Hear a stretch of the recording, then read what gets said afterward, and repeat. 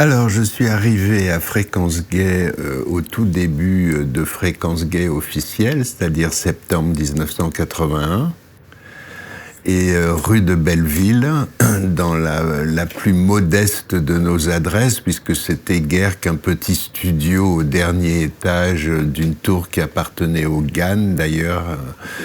Et à l'époque, le directeur, c'était Patrick Auger. Voilà, et donc j'avais été amené là par Kevin Kratz, qui était le chroniqueur rock du Guêpier, et qui me connaissait déjà comme journaliste musical centré sur la New Wave et les nouvelles musiques à l'époque, et je travaillais aussi dans une boutique qui s'appelait le Lotus Bleu. Donc comme j'avais accès à tous les disques en import de cette musique, il m'a dit « écoute, viens à FG », et on m'a curieusement donné une émission le samedi soir entre 21h et minuit, ce qui était merveilleux, parce que je touchais beaucoup de gens avant qu'ils aillent en boîte ou qu'ils sortent. Et j'y suis resté jusqu'aux environs de 1986-87. Je ne sais plus exactement l'année. À un moment donné, il y a eu une direction un peu putschiste qui est arrivée à FG et ils m'ont demandé de dégager. Voilà. Oui, parce que FG, les directions changeaient sans arrêt, et d'ailleurs, entre parenthèses, l'orientation un peu de la radio évoluait à chaque fois. Heureusement, on a eu quelques directeurs comme Geneviève Pastre ou Manuel Lerbet qui étaient plus consensuels et qui ont maintenu la radio dans sa stabilité, parce qu'avec des gens comme Patrick Auger, lui, il voulait virer la moitié des gens, c'était très conflictuel. Et autrement, autre caractéristique de mon émission, donc sur la New Wave, qui va en fait être une émission très spécialisée sur la musique gothique et industrielle. Donc j'étais très en avance à l'époque. Je me suis retrouvé avec un technicien qui était un journaliste qui était à l'école de journalisme, qui voulait faire un stage dans une radio libre. Il s'agissait de Philippe Vandel, qu'on va connaître après dans Nulle part ailleurs. Et donc Philippe Vandel a été mon technicien. C'est lui d'ailleurs qui m'a trouvé le tocsin de Notre-Dame, qu'il est allé lui-même enregistrer et qu'on a repassé à l'envers pour faire le générique. Et puis on s'est bien amusé. À un moment donné, c'était l'époque aussi où Jacques Lang voulait combattre les anglicismes dans la musique et dans le langage et tout ça, et donc on s'était fortement amusé à traduire tout en français, en particulier Skinhead, on les avait appelés tête de nœud, ce qui nous avait valu une arrivée de Skinhead en bas de la radio, et j'avais été obligé d'appeler les flics pour pouvoir sortir et rentrer chez moi. Voilà mon arrivée à FG. Et donc, j'ai principalement fait cette émission. À un moment donné, on m'a supprimé du samedi soir, mais on m'a donné toute la nuit. Je crois que c'était un jeudi soir, à l'époque où la radio était à Montmartre, et j'avais le droit à toute la nuit. C'était un petit peu plus difficile à faire, mais c'était amusant. J'en profitais pour passer des lives, pour passer déjà ce qu'on peut appeler des mix. C'était pas intervention toute la nuit, quand même, sauf s'il y avait beaucoup d'amis qui étaient venus. Enfin, j'avais transformé l'émission en micro-boîte de nuit, d'ailleurs. C'est une habitude que je vais garder pour la suite, la partie techno de Fréquence Gay, quand Fréquence Gay devient FG, donc très récemment. Voilà. Alors bon, c'est sûr, je n'étais pas à FG sous le signe de la militance, mais de toute manière, j'étais gay assumé, j'avais même pas besoin de faire mon coming out, je l'avais toujours fait. Dès l'âge de 14 ans, j'ai indiqué à tout le monde que je n'aimais que les garçons. Donc, j'avais aucun problème, même à utiliser mon vrai nom, parce que certaines personnes changeaient leur nom dans le cadre de la radio ou ensuite du guêpier. Aucun problème pour moi.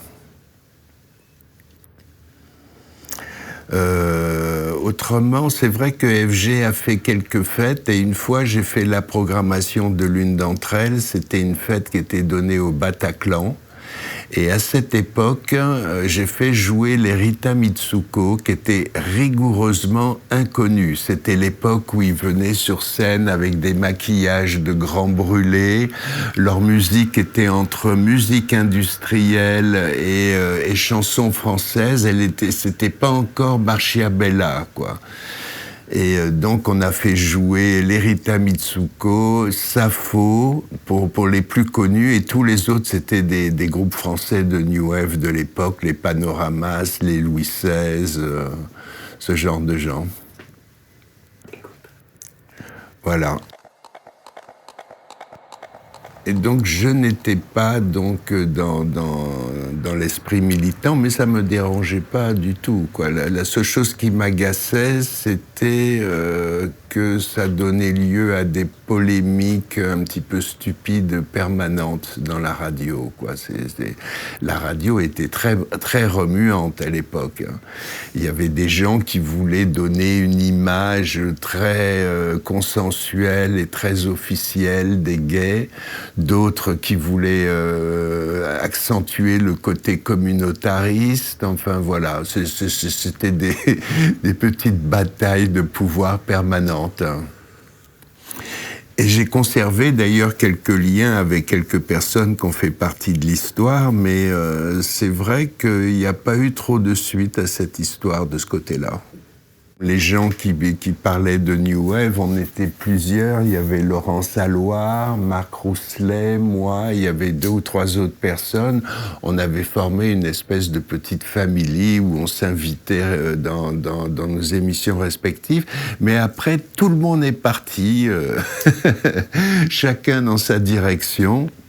Moi, je me suis absenté 2-3 ans de la radio et je suis revenu au moment où Henri Morel, à Parts et ses amis se sont impliqués dans la radio et l'ont racheté en quelque sorte. Et comme moi, entre-temps, j'avais voyagé dans le monde, j'avais vu arriver cette nouvelle musique électronique dansante, aussi bien house que techno, et que c'était quand même la communauté gay qui avait plébiscité cette musique, en particulier dans les boîtes de New York, dans les boîtes de Londres. C'était vraiment une musique qui venait du milieu gay, hein, un petit peu comme la disco, quelque part. Et donc, moi, j'ai suggéré qu'on s'attelle un petit peu là-dessus pour augmenter l'audience de la radio, parce que toutes les choses avaient changé, c'est-à-dire la militance n'était plus la même, le besoin de faire une radio complètement communautaire n'avait pas l'air d'intéresser M. Morel. Il voulait faire quelque chose qui accroche l'audience. Et donc, j'ai suggéré la techno et ça a marché. C'est-à-dire, d'un seul coup, des milliers de personnes qui n'étaient pas gays pour la plupart, d'ailleurs, se sont mis à écouter la radio. Et très rapidement, c'est devenu la radio techno de... Je m'y attendais pas du tout. J'avais fait ça juste... Moi je faisais ça pour m'amuser, puisque je vais sortir dans des fêtes techno plusieurs fois par semaine. Tiens, pourquoi pas faire des émissions sur la techno? Je m'attendais pas du tout à ce que ça marche aussi bien et que la radio décolle complètement à partir de ça. Ah oui, non, mais ça j'adore, comme Antoine Decaune d'ailleurs, prononcer le plus mal possible l'anglais avec un énorme accent français, parce que tu vois, les Anglais ne font aucun effort de leur côté. C'est nous qui faisons tous les efforts d'essayer de les comprendre. Alors je me suis dit, si on leur envoyait la parole, tiens, on va massacrer un peu leur langue, ça leur fera du bien. J'ai quand même vécu un peu à Londres, donc j'étais un peu agacé à la fin des Anglais qui vous reprennent à chaque fois pour dire non, ça ne se prononce pas comme ça, il faut dire comme ça, tu vois. Et autrement, quant à ma voix, eh ben ça c'est une surprise parce qu'elle n'est pas la même enregistrée que quand je parle. Parce que j'ai des trucs caverneux dans les graves et je peux faire saturer assez facilement les micros d'ailleurs. Et donc ma contribution à cette radio aura été essentiellement musicale, parce que c'est ma passion, les mouvements underground liés à la musique, et en particulier aux musiques électroniques, parce que, comme beaucoup de gens très avisés, je savais par récurrence que c'est la musique électronique qui allait dominer dans le futur. J'étais fan de Stockhausen, de John Cage, de gens comme ça. Les synthétiseurs sont arrivés dans les années 70 avec le krautrock, la musique planante et tout ça, mais dès la fin des années 70, on savait qu'on pouvait les utiliser pour faire danser. Il y a eu Giorgio Moroder, en particulier, le producteur de Munich qui a fait Donna Summer, les Sparks, tous ces gens. Et moi, j'étais absolument persuadé que c'était la musique du futur, c'était inévitable. Il y avait les échantillonneurs qui arrivaient, ensuite l'informatique musicale. Dans les années 90, on savait que c'était ça, et pas autre chose. Et pourtant, dans les années 80, les gens m'ont fortement combattu, parce que le rock dominait encore, la chanson française était très puissante, et les gens appelaient ça la musique de robot. Ils aimaient pas ça du tout. Et moi, plus les gens, ce genre de gens n'aimaient pas ça, plus j'avais envie d'en entendre. J'ai l'esprit de contradiction. J'aime bien prendre le contre-pied du mainstream, parce que ce que je fais, c'est pas du mainstream. Je flaire les tendances, mais c'est pas des tendances qui vont être les tendances dominantes et commerciales. Disons que j'ai plébiscité la techno dans son ensemble, mais à l'intérieur de la techno, mon précaré était un petit peu moins audible que Daft Punk, Vitalik ou Laurent Garnier. Mais j'ai eu l'idée de faire une émission de mix en direct. C'est ça qui a marché. C'est-à-dire que les DJ qui venaient jouer le samedi soir à Paris passaient d'abord dans mon émission. Ce qui poussait les gens à avoir envie d'y aller. Et ça a marché.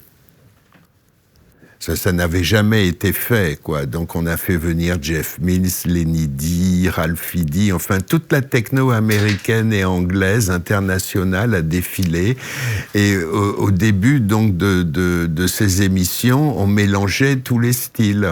Et après, la musique s'est compartimentée, c'est-à-dire vraiment les gens qui écoutent du hardcore comme les gens qui écoutent de la house ne se mélangent pas trop et se rencontrent rarement. Mais au début, c'était pas le cas, hein, parce que les premières fêtes, il y avait de tout. On changeait de musique avec chaque DJ. C'était d'ailleurs beaucoup plus sain. Ça donnait plusieurs colorations musicales à la soirée. Ça empêchait un peu l'ennui, quelque part. Hein. Ça relançait un petit peu les choses, même si on n'aimait pas trop ce style, ça faisait un break dans l'histoire, et puis ça permettait aux gens de découvrir d'autres sons aussi. Tandis qu'après, et c'est ce qui a failli tuer un petit peu la techno, les gens se sont enfermés dans des genres jusqu'à écouter que ça. Et là, ça a sclérosé un petit peu quelque part. Ces musiques se sont mises à tourner en rond. Elles n'évoluaient beaucoup moins. Et là, on est de nouveau dans une période où les gens mélangent un peu les styles. C'est moins affirmé qu'à l'époque. Presque tous les musiciens techno maintenant font plusieurs styles. Et ça se sent. Parce qu'à la limite, il y a un style pour chaque période de la journée. Il y a des moments où on écoute de l'ambient, d'autres moments on va écouter du groove, c'est-à-dire de la house, et d'autres moments on va écouter quelque chose d'un petit peu plus violent, un petit peu plus barré ou un peu plus mental. Hein. Moi, je serais bien resté tout le temps, hein, tant qu'on me laissait faire mon émission. Non, à un moment donné, j'ai arrêté parce qu'il y avait une petite équipe qui avait pris le pouvoir à la radio et qui s'est mis à virer tous les gens qui sont un peu différents d'une certaine norme.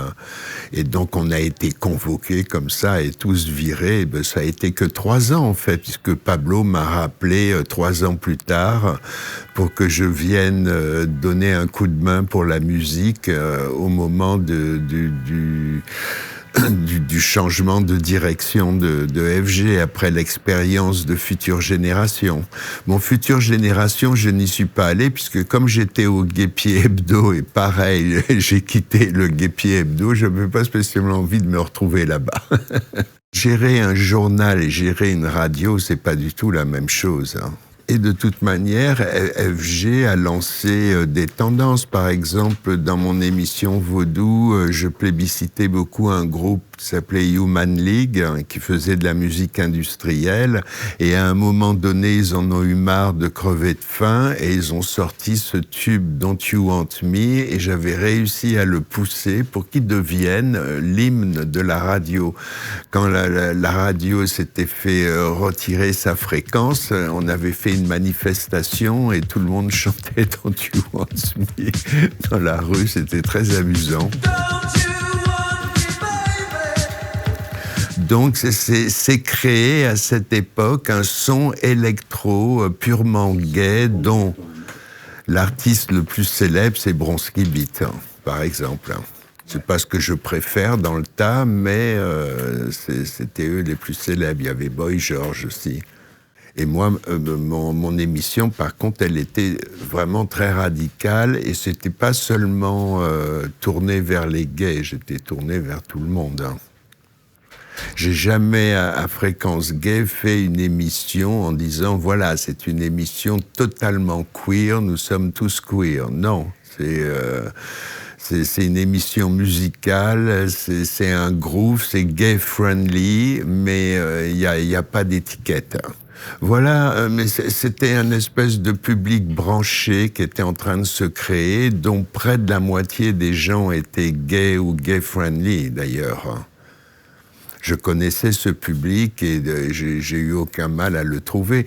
À un tel stade qu'on est rentré en concurrence avec des radios plus puissantes comme Cité 96, Radio Nova, parce que mon émission était plus pointue que les leurs, hein, alors qu'eux, ils étaient spécialisés dans la musique.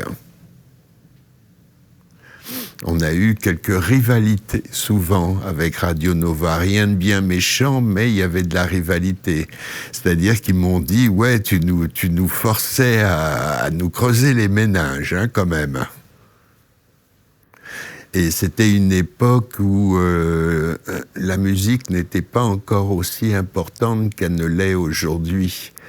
C'est une période transitoire entre la France des chansons et du rock français. Le rock français était assez pauvrichon à l'époque, il n'avait pas de dimension internationale. Et tandis que maintenant, la France occupe une très belle place dans la musique techno, par exemple, et électro ou rap. Les choses ont changé dans les années 90. Mais pour ça, il a fallu créer un public qui se passionne pour la nouveauté, pour les musiques alternatives, danser de façon alternative. Tout ça, ça a été un long travail qui a duré plus de 10 ans quand même. On peut trouver les racines dans la disco, de toute manière. C'est pratiquement dans les mêmes lieux que ensuite la house va apparaître. Et c'est la house qui va être le premier emblème des gays, mais également la techno. Hein, une techno, je dirais, une techno down-tempo, hein, pour la différencier du hardcore. C'est à New York, évidemment, que ça s'est passé. Mais à la fin des années 70, les publics qui s'intéressaient à ce genre de secteurs musicaux étaient vraiment tout petits. On les trouvait tous chez Champ-Disque. Et je pense qu'après nous, on a enfin créé un énorme public de plusieurs dizaines de milliers de personnes qui commençaient à arpenter toutes les boutiques d'import et à faire fonctionner une scène, quoi. C'était tout nouveau dans la culture française. Le français a toujours une vision très légère de la musique, où la musique, elle est en bruit de fond, elle est dans un coin et tout, mais elle n'est pas le pivot essentiel. Ça, c'était plutôt les anglo-saxons ou les allemands étaient beaucoup plus branchés sur la musique que nous, depuis longtemps. C'est pour ça qu'il y a eu le krautrock en Allemagne, par exemple. Ça a changé pendant les années 80, lentement et sûrement, et au début des années 90, les Français étaient mûrs pour faire partie au même titre que leurs voisins de cette grande scène mondiale, et en moins de 10 ans, on a produit autant d'artistes que les Anglais et les Allemands. Et maintenant, on est même très recherché. Parce que la France a une caractéristique, c'est que beaucoup de choses restent très underground ici. L'industrie musicale française est moins commerciale et moins efficace que les industries musicales anglo-saxonnes, ce qui fait qu'en quelque sorte, ça protège la créativité. Donc il y a une scène underground vraiment florissante ici. Beaucoup d'artistes. Là, j'ai recommencé mes émissions depuis un peu plus d'1 an, et en un peu plus d'1 an, je n'ai pas réussi à faire la moitié du tour de la scène française. En 52 émissions, donc c'est qu'elle est vaste. Et dans tous les secteurs, hein, c'est pas seulement le secteur de Daft Punk, David Guetta, Laurent Garnier, non, c'est tous les secteurs, même les plus improbables. Maintenant, je suis sur Maximum, qui était au début des années 90, donc une radio qui nous faisait un peu concurrence à FG en promotionnant de la techno belge en particulier. Et ils avaient un hymne d'ailleurs qui était « Le dormeur doit se réveiller ». Voilà. Et le nouveau directeur de FG, Antoine Baduel, était fan de Maximum quand il était à l'école. Au début de cette histoire, et il a eu l'idée de racheter la fréquence Maximum pour mettre tout le côté techno du groupe FG sur Maximum pour que FG soit plus une radio de dance et de house, que ce soit plus homogène. Voilà, donc je suis sur Maximum. Le samedi soir, en plus, donc juste avant les fêtes, hein, de 22h à minuit. Et donc, je me retrouve en plus avec des gamins. Ils ont tous entre 21 et 24 ans. Donc, je fais office de grand-père. Et je dois visiblement les aider à apprendre le métier. Parce qu'ils font de la radio, de façon professionnelle, mais sans âme, assez froide. Ils sont pas à l'aise au micro. Il va falloir vraiment les coacher un petit peu pour qu'ils osent l'improvisation et ce genre de choses. Ce qu'on n'apprend pas dans les écoles, hein, de façon générale. Hein. Moi, j'étais entièrement autodidacte parce que je suis très bavard. Et je n'ai absolument pas le tract et tout, tu vois. Donc, c'était très facile pour moi, mais je vois bien que pour les 3/4 des gens, c'est plus difficile. Hein. Et donc cette émission a eu une petite résonance dans les années 80, puisque je me suis retrouvé en double page dans Actuel, un article sur le mouvement gothique par Patrick Hölderlin, qu'il avait appelé « Ô Satan, délivre-nous du vide », et on posait tous comme si on participait à une sorte de messe noire où on va éventrer une femme enceinte et tout. On était maquillés comme des poufias, c'était pas sérieux, c'était très drôle. Et ce qui est amusant, c'est que cette photo va faire le tour du monde pour illustrer tous les articles des liens entre le rock et le satanisme. Et une des personnes qui est sur la photo avec moi, c'est Angela, qui va créer le loft après. Donc elle essayait de se battre avec des avocats pour faire retirer la photo, mais bien sûr, elle était entre les mains de l'agence Gamma et on pouvait rien faire. À partir du moment où on avait accepté de la faire, c'était mort. Et donc ça nous a donné à tous un petit succès, parce que ce qu'on faisait n'avait jamais été fait en France. Et d'ailleurs, dans l'article dans Actuel, que Actuel avait fait à notre sujet, cet article a révélé aussi Béatrice Dalle, qui faisait partie de notre bande, qui était une jeune gothique, et qui s'est retrouvée en photo là, et c'est là que Castelbajac et Benex ont flashé, ils ont dit c'est elle qu'il nous faut. Les premiers défilés qu'elle a fait, c'est Castelbajac qui l'a repéré, et c'est lui qui a appelé Benex en disant « Je crois que j'ai trouvé la punkette que tu cherches pour ton film ». Parce que grâce à cette émission, on avait réussi à créer toute une petite scène underground sur Paris. Je faisais la programmation d'un bar qui faisait des performances et des concerts dans le Marais, qui s'appelait l'Hélium, et qui, pareil, qui était pas loin du Duplex, d'ailleurs. Ce n'était pas un bar gay, mais qui était très gay-friendly. Il faisait partie du circuit. On a fait aussi des soirées dans les catacombes. Des soirées dans des squats comme Palikao et tout ça. Il y avait toute une scène underground qui est née à Paris à ce moment-là, et on va utiliser d'ailleurs cette même recette pour créer la scène underground techno, parce que mon émission était essentielle. Vu que la techno était interdite, les organisateurs réussissaient à organiser des fêtes à la barbe de la préfecture de police, et pour avoir l'adresse, il fallait écouter mon émission. J'allais soit donner un rendez-vous où les gens auraient le plan pour aller à la fête, soit je donnais un espèce de numéro de tam-tam ou je sais plus, les trucs de téléphonie qu'il y avait à l'époque pour avoir l'adresse. Et comme ça, comme les gens l'avaient à la dernière limite, les flics ne pouvaient pas bloquer les parties. Le temps qu'ils arrivent, il y avait déjà plus de 1000 personnes. Et quand ils arrivent à 1000 personnes, ils n'interviennent pas. C'est récemment qu'ils sont devenus beaucoup plus méchants. Parce que justement, M. Macron fait plus méchant que tout le monde. Il devait connaître ce détail qu'on n'avait jamais réussi à arrêter les fêtes techno, donc il a envoyé je ne sais pas combien de compagnies de CRS pour attaquer les pauvres jeunes rêveurs comme si c'était un nid de terroristes.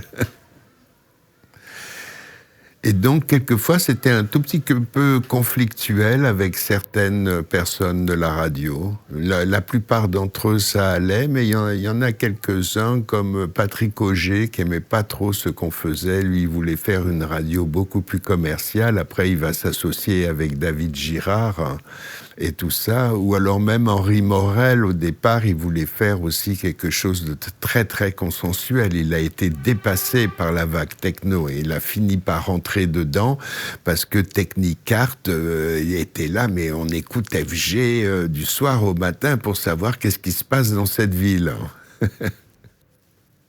Moi, j'étais déjà rodé à tous les mouvements underground. Depuis l'âge de 14-15 ans, je traînais dans toutes les histoires underground parisiennes. parce que je faisais déjà 1m90 et que personne ne me demandait jamais ma carte d'identité. Donc je me suis retrouvé dans les soirées privées d'Actuel alors qu'il y avait des descentes de police et j'avais 15 ans. Ils me cachaient dans le bac à linge sale parce que j'avais pas le droit d'être là. J'ai été élevé aux Antilles. Je suis un breton des Antilles. Et là maintenant je vis entre Paris et la Bretagne depuis le Covid. Les émissions, je les fais en duplex. C'est très simple. Un très bon micro, un ordinateur, le logiciel Zoom Conférence, et on fait l'interview comme ça, on peut se voir. On n'utilise pas les images, parce qu'il faudrait peut-être maquiller les gens avant de pouvoir les diffuser.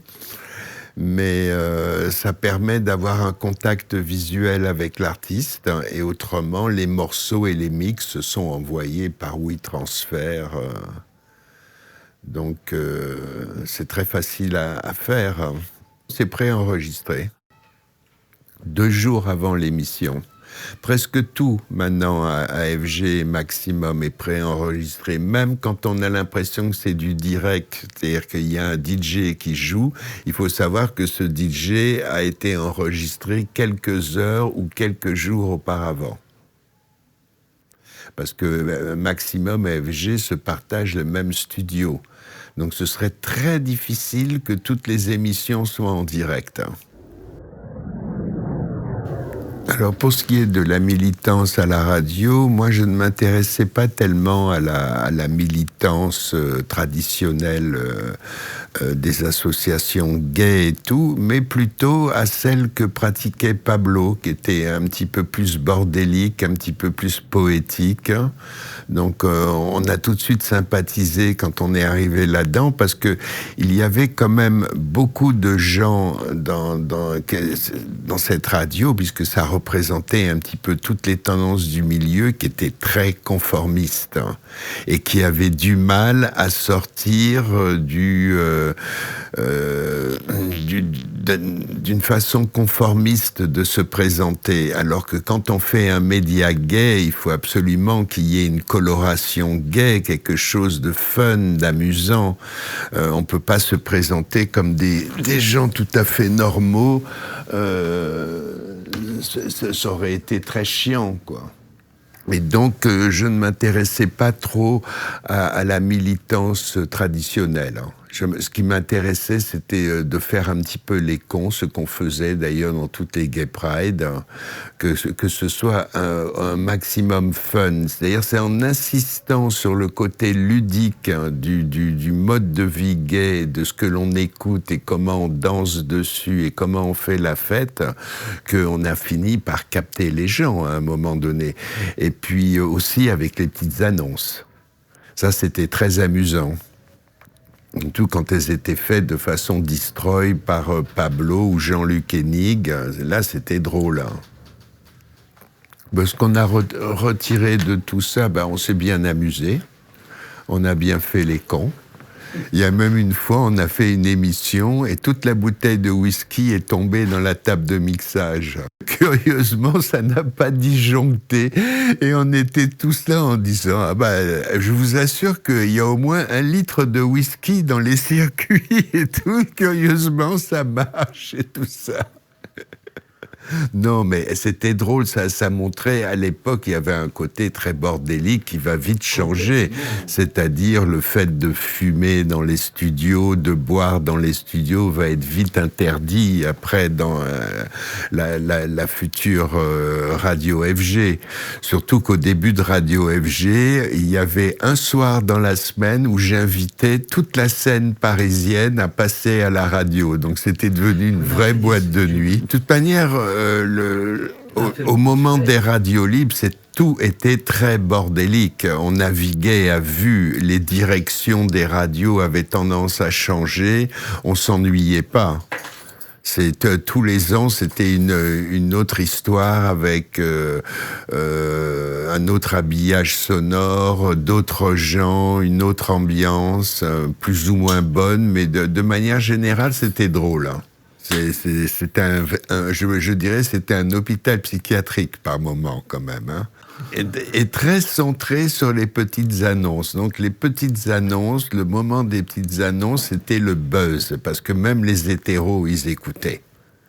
Parce qu'on était trash, on envoyait des motards pour vérifier que les gens correspondaient bien à la description qu'ils en avaient faite et tout. Ça, c'était très drôle quand même.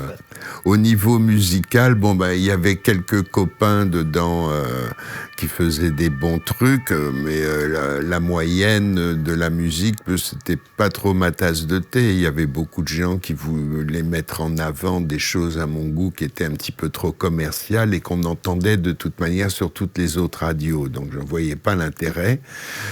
Moi, j'étais d'accord avec Pablo, il fallait qu'on fasse une coloration gay de cette histoire. Mais à l'intérieur de cette radio, il y a des gens qui d'ailleurs vont avoir des ambitions au niveau national, qui eux voulaient faire de quelque chose de beaucoup plus commercial, beaucoup plus avec les maisons de disques et tout ça. La techno, ça a été beaucoup plus délirant parce qu'elle a mis du temps à se stabiliser et à devenir quelque chose d'un petit peu mainstream.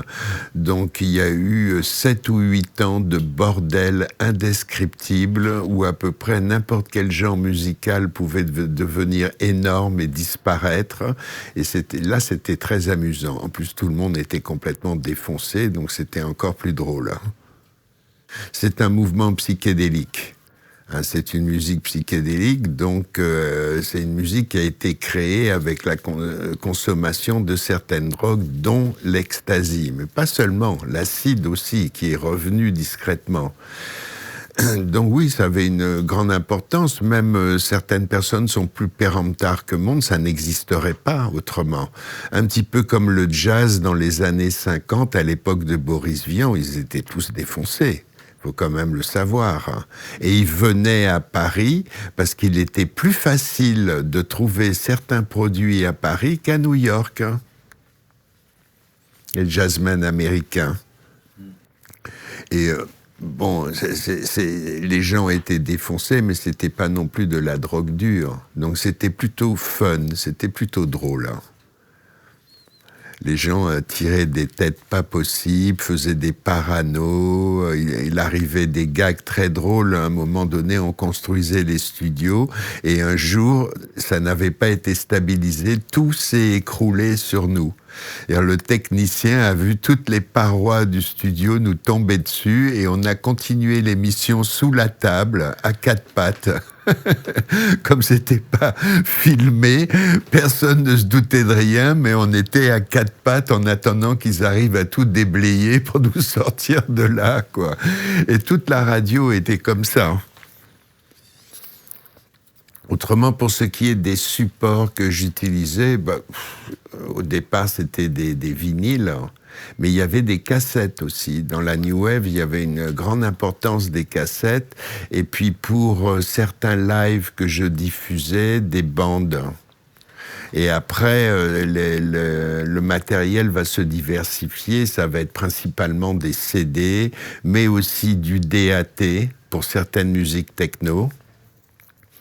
Et puis maintenant, tout est dématérialisé, de toute manière. Ce ne sont plus que des fichiers.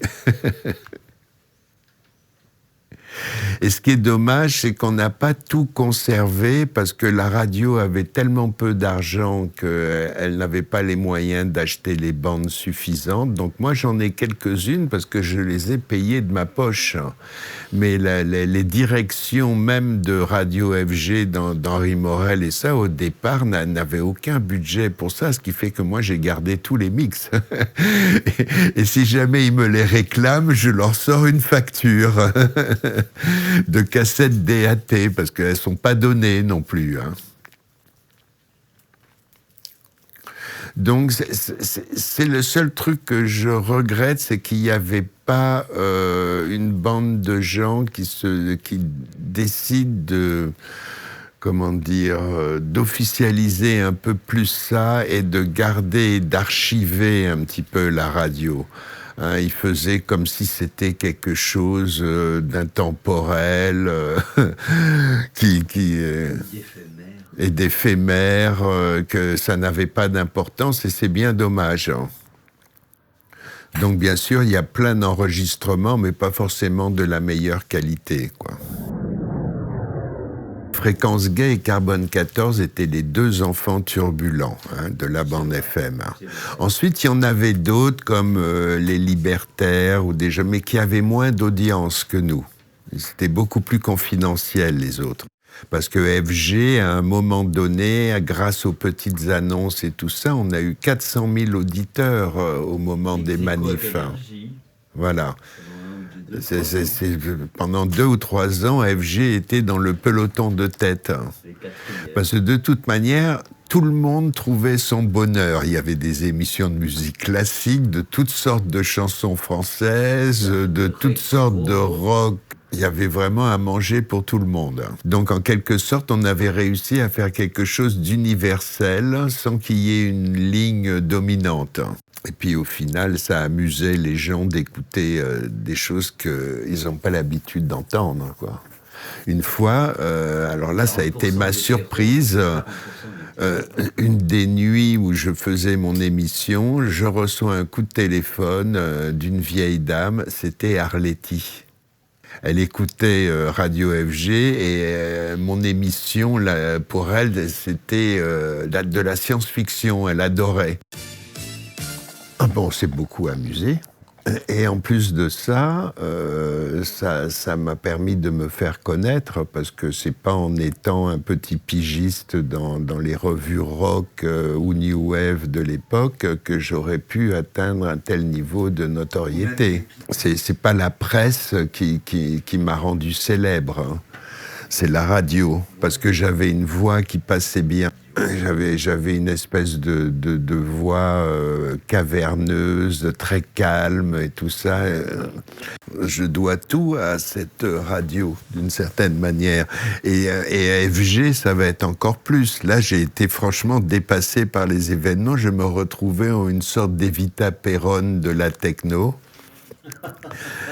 À cause de moi, d'ailleurs, Henri Morel s'est retrouvé dans le bureau du ministre de l'Intérieur qui avait convoqué Bizot de Nova, Serge July de Libération et Henri Morel pour leur dire de calmer le jeu, arrêter d'attiser les gens, de les pousser à aller en partie.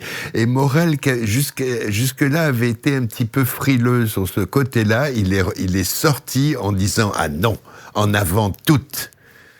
On va vraiment mettre en avant les fêtes, promotionner les fêtes. Il s'est même impliqué dans des fêtes hebdomadaires au Queen et tout ça pour justement développer davantage le mouvement. Alors que quand même, à l'origine, c'est un haut fonctionnaire, même si c'était mis en arrêt maladie pour faire Radio FG, c'était un haut fonctionnaire des douanes. C'est quand même assez drôle. Moi aussi, mais c'est compte tenu des circonstances. Et au début, Henri Morel était pas du tout dans cette culture, et à la fin, il était le premier sur le dance floor, même habillé en Heidi et tout. En Heidi pour la Gay Pride, il fallait le faire quand même, hein. Donc c'était bien, on travaillait tout en s'amusant. Et en plus de ça, comme souvent on se retrouvait pas très loin d'une émission de petites annonces, on avait tout le standard des petites annonces qui débarquaient dans les émissions. On se retrouvait soi-même à répondre à des gens, et je me suis fait plusieurs mecs comme ça, dont un mec de l'ambassade russe. Alors ça a été la surprise, parce qu'au début je voulais pas le croire, mais je me suis dit bon allez, on prend le risque. J'ai pris le taxi jusqu'à l'ambassade russe, et effectivement, après m'avoir fouillé, on m'a laissé rentrer. C'est quand même insensé. Et c'était donc un diplomate russe, un jeune diplomate russe gay qui profitait qu'il était à Paris pour s'envoyer en l'air. Il était complètement bourré à la vodka. On n'a pas fait grand-chose dans cet état-là, mais on a passé un bon moment. Des histoires complètement folles. La plus folle que j'ai eue, c'est un père de famille qui commence à parler avec moi. En allant dans la chambre de son fils, il découvre une correspondance entre son fils et son cousin germain, et qu'ils ont une relation homosexuelle depuis des années. Le père, complètement dans tous ses états, profite que toute la famille est en vacances chez les grands-parents pour faire son coming out homosexuel avec moi. Je me suis retrouvé dans une histoire de fou, tu sais, à faire à moitié de la psychanalyse. Heureusement, j'avais fait 3 ans de psycho à la fac. Ça m'a quand même beaucoup aidé parce que, en fait, cet homme avait toujours été homosexuel refoulé, et c'est de découvrir que son fils assumait son homosexualité, il s'est dit, bon, il faut que je m'y mette. Et moi, j'étais là. Qu'est-ce que c'est que cette histoire de fou? Une autre histoire de fou, c'était un psy.